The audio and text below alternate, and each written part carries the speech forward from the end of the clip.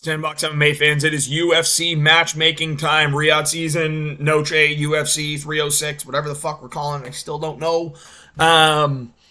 Took place 2 days ago, and now that I've had 24 hours to let my displeasure with the results of the co-main and the main subside, we're going to do this matchmaking video. I just let out the reaction, so make sure to go check that on the Sandbox MMA YouTube page. But it's matchmaking time. You guys know why you're here.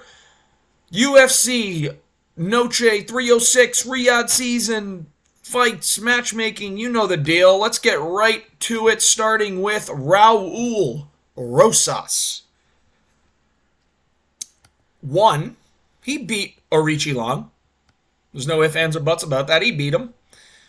Whether it looked impressive or not doesn't really matter, but you can't rocket Rosas up the rankings. He's 19 years old. He's not showing us anything too crazy, too good. So, match him up with... What just happened? Move here. Yep, thank you. Kang Ho Lee won the road to the UFC, fought on, I believe, he fought on the Saudi Arabia card, not the Abu Dhabi card. That is correct. He fought on the Saudi Arabia card. He's going to be looking for a fight soon. I say do this in February, UFC 312 prelims. You could do it on the main card of an Apex fight night, which we know Dana would probably do, but put this on the prelims of a main card. I'm sorry, the prelims of a pay-per-view. Raul Rosas is always going to help the card value. People do want to see him fight. He's got the big Chihuahua chance going. So Chang Ho Lee coming off a big win. Honestly, a really fun fighter. Not a crazy test for Raul Rosas. A winnable fight for him. And again, we don't want Raul Rosas getting fraud checked like crazy all the time. So, I think Chang Ho Lee versus Raul Rosas is a good way to promote either guy. Again, Rosas is 19, shouldn't be rocketing him up. Let him take time to learn and get better. So let's do this. February UFC 312 pay-per-view prelims. I like that one. Next up, Ode Osbourne. I probably should have flipped the pictures here, but we're going to do Ode Osbourne versus Edgar Chairez. Two guys, both took L's on this card. Ode Osbourne kind of won, or drew Ronaldo Rodriguez, in my opinion, but Edgar Chairez got a loss, but had a really good competitive fight with Josh Van. Match these two dudes up against each other. They're going to be looking at the same amount of time. They both took a lot of damage. They're going to be looking at the same amount of time, or they're on the same timeline. So you have these two guys battle it out. On a fight night in February. You do it on the prelims of a fight night in February. I think it's a really, really good way to, I guess, get a prelim fight excited. Like, I just see this fight being exciting. So we do Edgar Chairez versus Ode Osbourne. Fight night, February, prelims, make it happen. Next up, Yasmin Yaregui fighting Jacqueline Amorem, who just got a submission win on the Burns-Brady card last week. Again, similar timelines. Yasmin Yaregui took some damage, but I bet Jacqueline Amorem wants to take some time before she fights too. So when you look at this, I think they're going to be on the similar timeline. I think that, Amorem's young.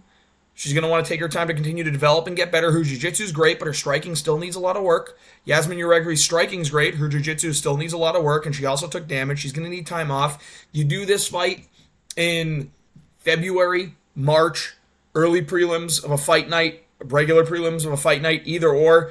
I think it's the right matchup to make. We move on. Ketlin Souza. Little ball of muscle got a big win over Yaregui. Should fight a little ball of muscle that got a win over Yaregui. That's Denise Gomes. I actually think these two would sling leather. It would probably be a fun one-round fight where they're just throwing power at each other. Probably ends on a knockout. Would be a good fight. Two Brazilian women. January. I think that Denise Gomes is ready to fight. I think that Ketlin Souza didn't take too much damage. She's probably ready to turn around. Let's do a January fight night prelim. You can make this fight happen. It's actually a good fight to add on a card. So Souza, Gomes, there's danger in this fight. January prelims. Fight night. Don't put this on a pay-per-view. Next up, Manuel Torres. You can do prelims of a pay-per-view. It is what it is. Manuel Torres took an L to Ignacio Bahamondes. Let's get him in there against Rongju. Rongju took some damage against Chris Padilla, so they're both coming off losses, but they're both fun fighters. Put these two match up against each other, they're going to be at a similar timeline. They both took a bunch of damage. Both are probably going to want to continue to work and get better. I don't like Rongju being 0-2 in his return to the UFC. I don't like Manuel Torres losing 2 in a row, but at the end of the day, This is a guaranteed fun fight. Two guys are going to stand and throw the entire time with all power, all strength. I like this fight. Rongju, Manuel Torres. We can do this one in March. Give them both time off. There is a nasty welt on the eye of Rongju for the next couple of weeks because of that elbow from Chris Padilla. Manuel Torres took damage, and he's still super young against Ignacio Bahamondes. UFC 313 will probably be in early March. Put this on the prelims of UFC 313. I think it'd be a great addition to that card, great addition to the prelims, and this is an absolute firefight that will likely end in a finish. So, Manuel Torres, Rongju, UFC 313 in March prelims. Next up, Ignacio Bahamondes. You know, we're going to mix it up. We're going Ignacio next because I think he's the most interesting one. So we're going to keep the suspense going. We'll go Irene Aldana versus Mayra Bueno Silva. This fight hasn't happened yet, I don't believe. It should happen. Both coming off losses, both formally in the top 5. Yeah, have them fight each other. It might actually end up being a fun fight. April. I don't think either of them are in too big of a rush to get back in the octagon. They're older. They've both taken a lot of damage, bad cuts. Irene Aldana's going to need some time. Do this in an April Apex fight night. You can put it on the main card because that's what's going to happen. Aldana versus Mayra Bueno Silva. You can put it on the prelims of a pay-per-view. Irene Aldana, Mayra Bueno Silva sometime in April. Prelims of a pay-per-view, main card of a fight night. Think it would actually be a pretty good fight. Next up, now we'll do Ignacio Bahamondes. Blue balled you a little bit too much there. Big win over Manuel Torres, as we know, and I think we got two guys that are very, very tall, lanky, long in the division, similar frame, that both deserve shots in the rankings with one more win. Ignacio Bahamondes, Joel Alvarez. This fight is sick. Let's make it happen. Joel Alvarez just fought in August on the Abu Dhabi card and submitted to Elvis Brenner. Ignacio Bahamondes is on back-to-back finishes against Christian Yagos and Manuel Torres, 2 big wins. I say you put them up against each other. Both are 6'3" lightweights that should be looking at the rankings with one more win. I'm going to say Joel Alvarez versus Bahamondes, UFC 311 main card opener, UFC 311 prelim headliner in January. I think it's a great fight to make. I prefer prelim headliner because that means they're stacking that main card. So if you do Ignacio Bahamondes, Joel Alvarez, prelim headliner, UFC 311 in January, the first pay-per-view of the year, great way to add some more value to that fight, or to that fight card. So, winner will take a look at the rankings. That's the one to make. Bahamondes, Alvarez, 311, prelim headliner. We move on. Norma Dumont.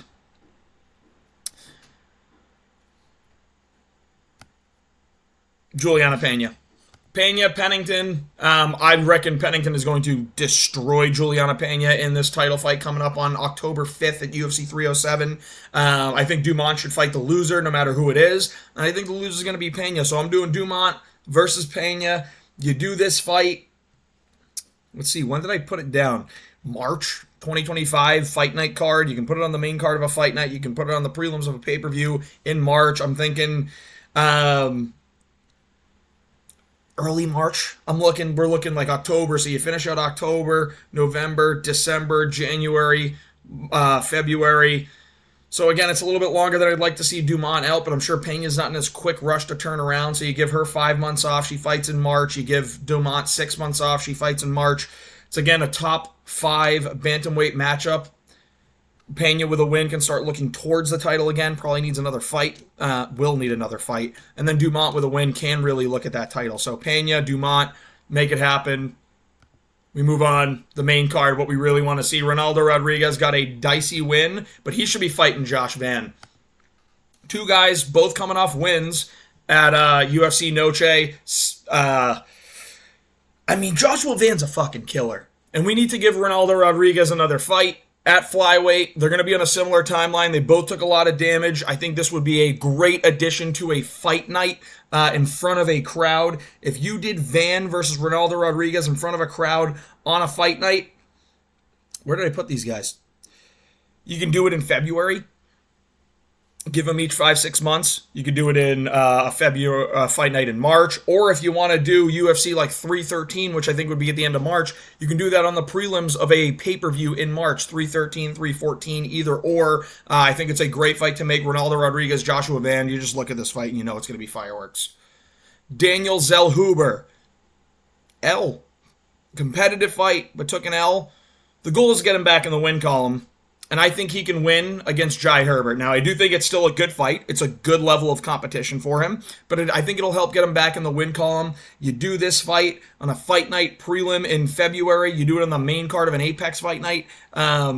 I think it's going to be a great one. Zellhuber, Jai Herbert, probably going to be fireworks. I don't think Jai Herbert's going to be able to successfully clinch with Daniel Zellhuber. I think it stays at range and they stay on the feet, and it's a very competitive fight. But it's probably going to be a win for Zellhuber, and that's what we're looking to do. Get him back in the winning category. February fight night, Zellhuber versus Jai Herbert. We move on. Esteban Ribovic also took a ton of damage, but had a huge fucking win. And I want fun fights for Esteban Ribovic, man. I don't want to be putting up against these crotch sniffers. Elvis Brenner. Big win for Ribovic. Elvis Brenner just lost to Joel Alvarez, so he's going to be looking down on the rankings. Ribovic is looking up. You want fun fights. You want a war. You want two guys that are going to stand in there and sling the whole time. Ribovic versus Brenner. Hardcores look at this fight and go, fuck yeah. Fuck yeah. This fight is sick. I would love to see this on the pay-per-view prelims in February. So UFC 312 will be in February. Do this on the pay-per-view, or do this on the prelims of that pay-per-view. Prelim headliner, Brenner, Ribovic. Co-headliner, Ribovic versus Brenner. Like, you can do this. Sick fight. Helps add any value to the card. Fight of the year contender versus a dude that always gets in those scraps. Brenner, Ribovic, make it happen. 312 prelims. Brian Ortega, big L. Tough L. The loser of Movsar versus Aljo, who I actually think is going to be Movsar. I think Aljo brings a different kind of grappling approach and special kind of jiu-jitsu that Movsar is going to run into issues with. But if Aljo loses, I think Aljo could be fit in the spot as well. But Brian Ortega, Movsar Evloev, because I think Evloev's going to lose, or Aljo, whoever's the loser of that fight that's coming up in October. You do this as the fight night co-main event, 5 rounds in a March fight night. Sick fight. Movsar, Ortega, 5 rounds. It has to be 5 rounds. This is a high-level fight. And you do it as a co-main of a fight night. In front of a crowd, it helps sell out. It's going to help sell out the crowd. It's going to be very, very competitive. Even if it's Aljo, this is going to be really, really good to put on in front of a crowd. So Ortega versus the loser of Aljo versus Movsar, which I think will be Movsar. Do it on the co-main event, 5 rounds, March fight night card. Gotta stop repeating myself. Sorry, guys. Diego Lopez. We'll run through these because I'm repeating myself a lot. Diego Lopez, Arnold Allen. Tell me this fight doesn't fucking bang. And tell me this, if you do this fight, January, UFC 312, you do this fight on the main card of UFC 312 in January, the winner of this is set up to be a legitimate number 1 contender for Ilia Topuria. You're going to have Arnold Allen coming off a loss to Movsar Evloev, which I think he won, and I think he got saved by the referee. You're going to come off, you got Diego Lopez coming off a win against Ortega. Let's go back to Arnold Allen. I'm sorry. So Arnold Allen, the loss to Movsar. It is what it is. It wasn't really a loss, but then he goes out there and he beats the piss out of Giga Chikadze. Then you got Lopez coming off a big win against Ortega, Ige, 2 guys in the rankings there, Sadiq Youssef. You have them fight each other. Whoever wins is very deserving of a title fight with Ilia Topuria. So you do Diego Lopez versus Arnold Allen, main card opener, or the feature fight on UFC 311 in January. That's how you find a real number 1 contender for Ilia Topuria. And I know we get another big fight between Aljo and Movsar coming up, so you can look at that as well. But this screams a number 1 contenders fight right there. Arnold Allen, Diego Lopez, make it happen. Banger of a fight. Alexa Grasso. Lost. Similar timeline with Natalia Silva, who won. Natalia Silva does need to take a jump in those rankings to get herself into not only into those top 5, but really into the title fight conversation. Alexa Grasso, who just lost the title, is the one that is going to have to gatekeep for a second, make sure that someone doesn't jump into her spot in the top 5, so she's got to fight down. Natalia Silva's got to fight up. They're on similar schedules, makes all the sense in the world. Alexa Grasso, Natalia Silva, you do this as a fight night in January on the main card. I think it's a pretty good fight to make. Moving on, Valentina Shevchenko. It's Manon Fiorot. She's been waiting for her title shot. She gets her title shot. She's coming off a bunch of wins in the division against the top kind of opponents. Manon Fiorot, Valentina Shevchenko. You do this as the feature fight on UFC 313. in March during Ramadan, you're going to have like lackluster title fights during that month. And there's a lot of guys that need to fight for the title that are going to have to do it before Ramadan, like Bilal, like Islam Makhachev. So you do Valentina Shevchenko versus Manon Fiorot right in the middle in March. You do that as a third fight on a card. You do. We'll do a 313 card builder when we get to that point. But I think you have that. You have a Kayla Harrison title shot right above that. And then you have Tom Aspinall defending his undisputed belt right as the main event there. That makes the card pretty good. You get 3 title fights on it. Then you can put 2 more fights underneath it that are good. And that will sell pay-per-views. Valentina, Manon Fiorot, make it happen. Sean O'Malley. It's one guy for Sean O'Malley for me. A lot of people are saying Cejudo. I don't think it's Cejudo. I'd love to see Cejudo versus Aldo. Sean O'Malley versus Corey Sandhagen. This is a fight where Sean O'Malley can get himself back into title contention with a win over Sandhagen. He can. I think it's a good stylistic matchup for him. I think that O'Malley did show that he has problems in the wrestling, but I think it's more because he was so afraid of the wrestling of Merab. Where Corey, I think he's going to have more confidence and be able to actually strike, which will deter a little bit of the wrestling from Corey. Corey's also going to want to stay on the feet. He likes technical striking. But if Corey does decide to shoot takedowns, he doesn't do it as relentlessly as Merab. He's not as physically strong as Merab. I bet O'Malley can get up and actually defend those takedowns, and this can be a striking fight. And this is one fight that we've wanted to see for so long. We have wanted to see O'Malley versus Sandhagen. Let's make it happen. And this needs to be 5 rounds. But you can't put O'Malley on a fight night. He needs to be on a pay-per-view. I want him 5 rounds. Let's have him co-main for the eventual Conor card. I think it's going to come out in March or April. I think we're going to see Conor fight in March or April against the winner of Oliveira versus Oliveira versus Chandler, which I kind of think it's going to be Oliveira. Could be Chandler.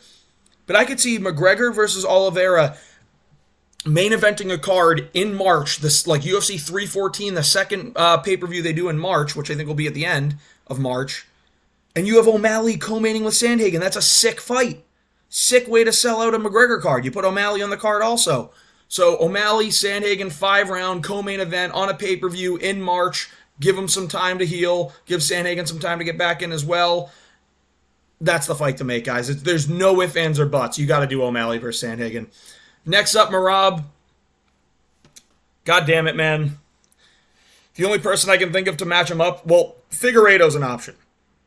But Figgy versus Jan has to happen. Aldo versus Cejudo has to happen. O'Malley versus Sandhagen has to happen, which leaves Umar. It's Umar. I think he gives Merab a competitive fight. I think it is a very intriguing matchup to see who wins. And do this in February, man. Do this in UFC 312. I think it's 312. You do this as the co-main event for Islam versus Arman 2.